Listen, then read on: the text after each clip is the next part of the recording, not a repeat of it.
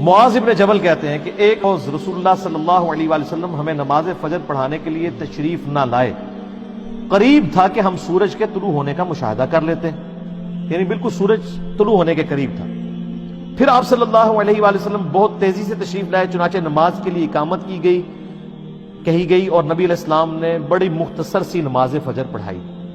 جب آپ صلی اللہ علیہ وآلہ وسلم نے سلام پھیرا تو بآواز بلند فرمایا، اپنی جگہوں پر ایسے ہی بیٹھے رہو.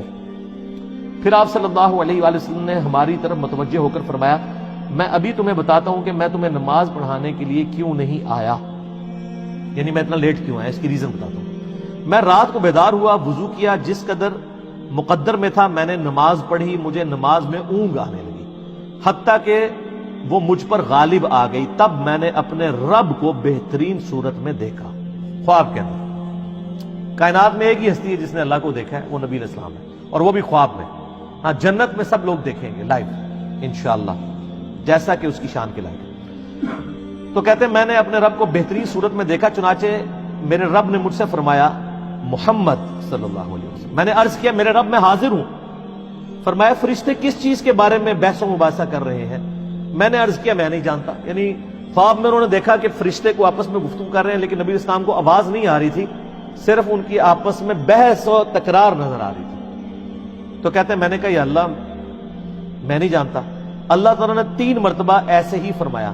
پھر آپ صلی اللہ علیہ وآلہ وسلم نے فرمایا، میں نے اپنے رب کو دیکھا کہ اس نے اپنا ہاتھ میرے کندھوں کے درمیان رکھا، حتیٰ کہ میں نے اس کے انگلیوں کے پوروں کی ٹھنڈک اپنے قلب اور سینے میں محسوس کی. یعنی یہ ہاتھ جیسا کہ اس کی شان کے لائق ہے، دونوں شانوں کے درمیان رکھا تو میں نے اپنے سینے میں اپنے رب کے ہاتھ کی ٹھنڈک محسوس کی، اور میرے سامنے ہر چیز واضح ہو گئی اور میں نے پہچان لیا. یعنی وہ جو فرشتوں والا معاملہ تھا، وہ غیبی خبر اللہ تعالیٰ نے ٹرانسفر کر دی. پھر اب اللہ تعالیٰ نے دوبارہ پوچھا، محمد، میں نے عرض کیا، میرے رب میں حاضر ہوں. فرمایا، مقرب فرشتے کس چیز کے بارے میں بحث کر رہے تھے؟ میں نے عرض کیا، گناہ مٹا دینے والے اعمال کے بارے میں. تو اللہ نے فرمایا کہ محمد وہ کیا ہیں؟ میں نے عرض کیا، جو کچھ اب فرشتوں والا علم حضور صلی اللہ علیہ وسلم کو بھی ٹرانسفر ہو گیا، کہ باجماعت نماز پڑھنے کے لیے پیدل چل کر جانا. یہ گناہ مٹا دینے والے اعمال ہیں، جو سورۃ الانعام میں سورہ طٰہٰ کے اندر آتا ہے نا کہ جو گناہ ہیں وہ نیکیاں جو ہیں گناہوں کو مٹا دیتی ہیں. تو یہ سورہ ہود کے اندر نیکیاں گناہوں کو مٹا دیتی ہیں. تو وہ کون سی نیکیاں ہیں؟ پیدل نماز کے لیے چل کے جانا، نماز کے بعد مسجد میں ہی بیٹھے رہنا، یہ دوسری نیکی. ناگواری کے باوجود اچھی طرح مکمل وضو کرنا، یعنی سردیوں میں تکلیف اٹھانی پڑتی ہے، ظاہر ہے آپ اگر صحیح کامل وضو کرتے ہیں. فرمایا، پھر وہ کس چیز کے بارے میں بحث کر رہے تھے؟ میں نے عرض کیا، درجات کے بارے میں. تو اللہ نے فرمایا، وہ کیا ہے؟ میں نے عرض کیا، کھانا کھلانا، کسی غریب کو کھانا کھلانا، نرمی سے بات کرنا، یعنی اگر کسی کو آپ نے کچھ دینا نہیں ہے، کم از کم اسے جھڑک تو نہ دے، بلکہ نرمی سے بات کریں. اور جب لوگ سو رہے ہوں تو نماز پڑھنا، یعنی تہجد کے لیے اٹھنا. اور ایک تو ڈیٹم لیول ہے جو ہم پہ فرض ہے، وہ فجر کی نماز، کہ آپ نے اٹھ کے نماز پڑھا. تو پھر اللہ تعالیٰ نے فرمایا، یہ سر وہ کلائمیکس ہے. اللہ تعالیٰ نے فرمایا، اے محمد کچھ مانگنا ہے تو مانگ لو. ہائے ہائے، اب نبی علیہ السلام نے جو اپنے رب سے مانگا ہے وہ ہے اصل میں دعا. اور اسی دعا کی وجہ سے اسی حدیث میں آتا ہے کہ نبی علیہ السلام نے فرمایا کہ تمہارے نبی کا یہ خواب سچ ہے، اس کو یاد کر لو اور لوگوں تک پہنچاؤ. کس لیے؟ کہ سبحان اللہ کے، اس لیے کہ جو میں نے مانگا نا وہ بھی اپنے رب سے مانگے. اور یہ دعا الحمدللہ میں نے 1994 میں یاد کر لی تھی، جب میں ایف ایس سی میں تھا، آج سے 25 سال پہلے، جب مجھے پہلی دفعہ یہ دعا پتہ چلی تھی.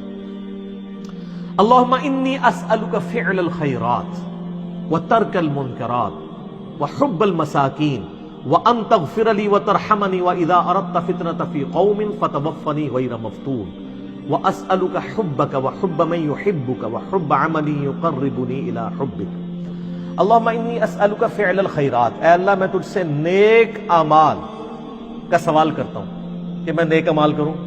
وترک المنکرات، اور تمام گناہوں کو چھوڑ دینے کا سوال کرتا ہوں. وحب المساکین، اور مسکینوں کی محبت، یعنی جو کچھ فرشتوں کی بحث تھی اور حضور علیہ السلام نے جواب دیا، اسی وقت آپ نے اس کو دعا بنا لیا. وَأَن تَغْفِرَ لِي وَتَرْحَمَنِي، اور یہ کہ تو مجھے بخش دے اور مجھ پہ رحم فرما. وَإِذَا أَرَدْتَ فِتْنَةَ فِي قَوْمٍ فَتَوَفَّنِي غَيْرَ مَفْتُونٍ، اور اگر تو کسی قوم کو فتنے میں مبتلا کرنے کا ارادہ کرے تو یا اللہ مجھے فتنے سے بچا لے. لوگ تو کہتے ہیں نا جی وہ اللہ تعالیٰ سے یہ دعا نہیں کرنی چاہیے، اللہ تعالیٰ سے کہنا چاہیے صبر مانگنا چاہیے. نہ، اللہ تعالیٰ سے پہلی دعا یہ کرنی چاہیے کہ اللہ تعالیٰ ہمیں فتنے میں مبتلا ہی نہ کر.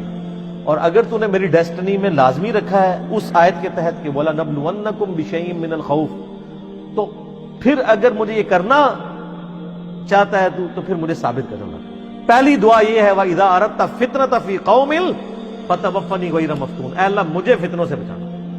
اللہم انی اسألک حبک، اے اللہ میں تجھ سے تیری محبت کا سوال کرتا ہوں. وحب من یحبک، اور میں ہر اس شخص کی محبت تجھ سے مانگتا ہوں جس سے تو محبت کرتا ہے، یعنی سارے انبیاء کی محبت، اہل بیت کی، صحابہ کی، نیک لوگوں کی.